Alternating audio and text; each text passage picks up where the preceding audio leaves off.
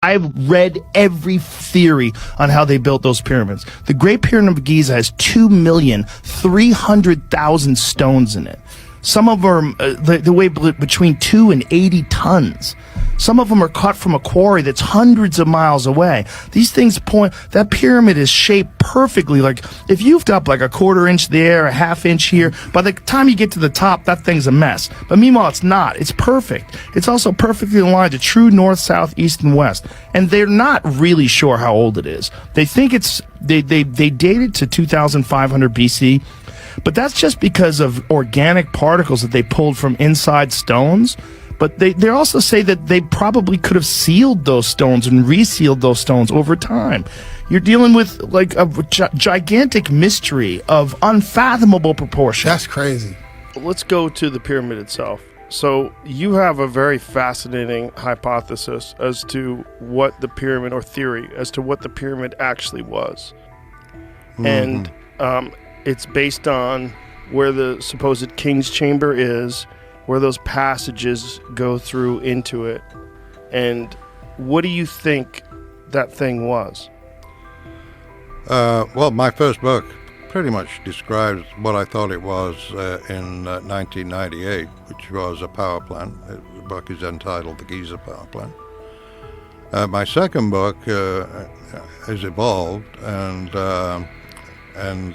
I describe it as an electron harvester. So, it's kind of like, you could describe it as both, but and today, when you do, or people in any decade, they think of a power plant and they see these huge chimneys with smokestacks, or a nuke plant. Yeah, or a nuke plant. A power plant, dirty, nasty, unclean. Mm-hmm. But an electron harvester, clean, pollution-free, not a problem. Has that been achieved conventionally? I mean, today? Is there a thing called an electron harvester? I think that actually, when you look at a generator, that's an electron harvester, because we don't create electrons, we just harvest them. It's just how we do it. And so, when you say an electron harvester, you could say that, say a wind generator. You have a windmill, mm-hmm. You have a generator inside it, and then you're collecting electrons off the commutator in a generator. And that's where the electricity comes from. And that's your electricity. Right, or hydroelectric, you'd use the flow of the water. Yeah, you don't create you just release them. You harvest it from a process. You harvest them through a process. And the process that you think they used in the Great Pyramid involved those shafts? It involves a lot of things. Yeah, it's not just one single thing. It's a system, not a single thing. So when you look, can we show a photo of that? Do we have a photo of the pyramids and the shafts and where the king's chamber is? I know you've described this before. Mm-hmm. Do you have a photo of? I do. It's in the. I was just trying to figure out which one you wanted. Okay, this is perfect. This works. Yeah, so, that works. So these names, the king's chamber and the queen's chamber, you don't think that that's actually a king's chamber or queen's chamber? You think it's something else? Well, out of respect to the Egyptians, I call it what they say. Call them. Yeah. Okay. But I do have a different terminology for them as they function. Now, the initial surface of the Great Pyramid is covered in smooth limestone, right? So it's polished and shiny, and apparently it would collect insane amounts of light. The outer surface of the Great Pyramid mostly is missing, and, right? But it has been described as if it was finished, and depending on the polish that it received, yeah, it could reflect a lot of light. Do you think that had something to do with the design of this power plant? I don't think there's any part of that pyramid that did not serve a practical function. Okay, so this is the image that you have here, and what this image shows us is the king's chamber, the various shafts, the southern shaft, the northern shaft, and these shafts have been described as portals to stars because people have looked up through there, and you go through the shaft, you see stars. But what you're saying is something entirely different. What do you think these shafts were for? Well, I think they serve two different purposes. Actually, four different purposes, if you will. Because in the theory that I propose, which is, I don't know, it's a speculation, a theory. Well, the whole process is kind of like a heuristic process where you're grabbing information, you're moving here. Doesn't matter what source you're getting it from. Right. Because when you are looking for answers, you look everywhere. You try and find, you look everywhere. So when I was going through the process of trying to figure it out, I was collecting information from everywhere. And one of for the southern shaft and the northern shaft of the Queen's Chamber, that was a huge mystery to me, and I tried to fit it into what were they doing? I mean, if you look at the details, the facts of their design and what the ancient Egyptians were doing, why they designed them that way, you have two conduits coming into a chamber, but they're not connected to the chamber. And we didn't even know they existed until 1872 or for Wayman Dixon. Can you show me that image again, please? So they're coming into the chamber, but they don't enter into the chamber. So they stop. Their original design had the shafts ending 5 inches before coming into the chamber. So you had like 5 inches of limestone that was left in the block. So did someone remove that limestone? Yes. Why did they do that? Wayman Dixon, because they were examining the chamber and they were poking around. And Wayman Dixon, it is reported, so the legend goes, noticed a crack in the wall. And so he took a rod and pushed it through the crack. And the rod, it didn't meet any resistance, it kept going. So he had his a worker come in, Bill Grundy, with a hammer and chisel, and say, chisel the limestone around that. God, people are stupid. So, well, they did. Yeah, they didn't have ultrasonic thickness test. No, but still, God damn, to have the arrogance to go and chip away at the pyramid because you're curious. Look at how advanced. I don't care for revisionist historians because you have to consider what people were doing, their mindset in the day, and then I try to look at on the bright side, right? It's like I don't look at it as a negative thing because if somebody hadn't opened up those shafts, we wouldn't know about them. Right. And it's the same with the chambers above the King's Chamber. Without Howard Vyse and his military expedition blasting his way up into the pyramid, we wouldn't know about them either. You won't be. I mean, there's a lot there. I think there's a lot there right now, and it's being investigated now. But there's things that have been revealed through scanning, like muography, the Scan Pyramid project.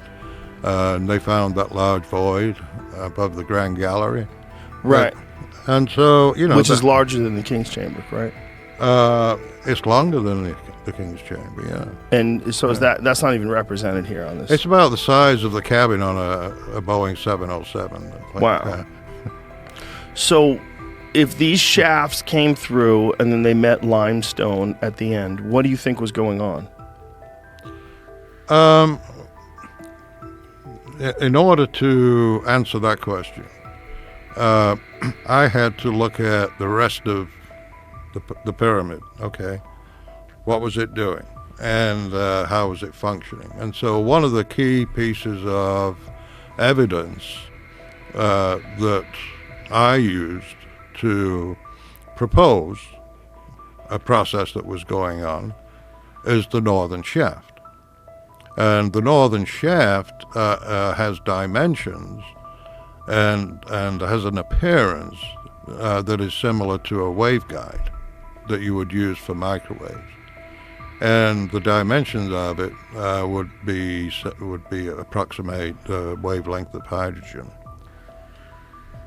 So, explain a waveguide. How does that work? Yeah, it's like a waveguide is to transmit microwaves, electromagnetic energy, in the microwave region, and it is passed more efficiently through like a tube or waveguide, and that's what they use. I mean, they're very complicated systems, And so how did this represent, in your mind, what a waveguide looks like? Actually, the idea of a waveguide came to me from a guy. We were talking about the pyramids, and I used to carry a schematic of the Great Pyramid in my back pocket, and I meet an engineer, and I go, hey, come here. Start going through. So what do you think about this? Because I was looking for answers, suggestions, brainstorming, anything, right? And it's like, so these shafts right here, and he looks at it, and he was into electronic engineering, and he's like, they look like waveguides to me. And I thought, well, that's interesting. They look like waveguides. Okay, what if they are waveguides? How did they function? I mean, what were they used for? What were they using waveguides for in ancient Egypt? And so I started to go down that rabbit hole, and that led me to the Queen's Chamber. I said, okay, waveguides. You need a medium. You need microwaves to go through a waveguide. What frequency of microwave was it, right? And you look at the dimensions, and you come up with a match for hydrogen. How do you do that? How do you come up with a match for hydrogen through the dimensions? Yeah. The wavelength of hydrogen is 8.309 inches, and the width of the northern shaft is 8.4 inches. And a waveguide generally has the wavelength and then about half of the wavelength in height. So it's a rectangular shaft. Just like all the shafts are. Right. Yeah. And the Queen's Chamber shaft is a little more square than the King's Chamber shaft. So it had a different function? Different function, yeah. So these waveguides, you believe, what are they collecting? And where are they getting it from? Good question, Joe. They had we are bombarded with microwaves every day. I mean, it's the signal from, they say, the Big Bang, and there's it comes from atomic hydrogen out in the universe, in outer space. But so we're being bombarded, and you believe that these passages were collecting this. Yeah. So anyway, so then you say, okay, if we build a device and we say, and we want to energize hydrogen, we bring it to a higher energy state, and just like in a laser, where you have microwave amplification through stimulated emission, right? So if we want to collect energy that is in a gaseous medium, say that is hydrogen medium, and the electrons in the hydrogen are pumped up to a higher energy state, and we want to collect the energy in that, introduce a microwave signal, direct it through that gas, and stimulate the emission of the energy, collect that energy, and shoot it up the southern shaft. And so that was like, okay, that might work. So what kind of gas? Hydrogen. And so where are you getting the hydrogen from? Queen's Chamber. So there's hydrogen in the Queen's Chamber, and how does it get in there? The shafts. But it doesn't come in as hydrogen. That's a part of the theory in the Giza power plant was there are two chemicals that are introduced into the chamber, and the chemicals mix and they boil off hydrogen. And these chemicals are just coming from the radioactive waves of space? No.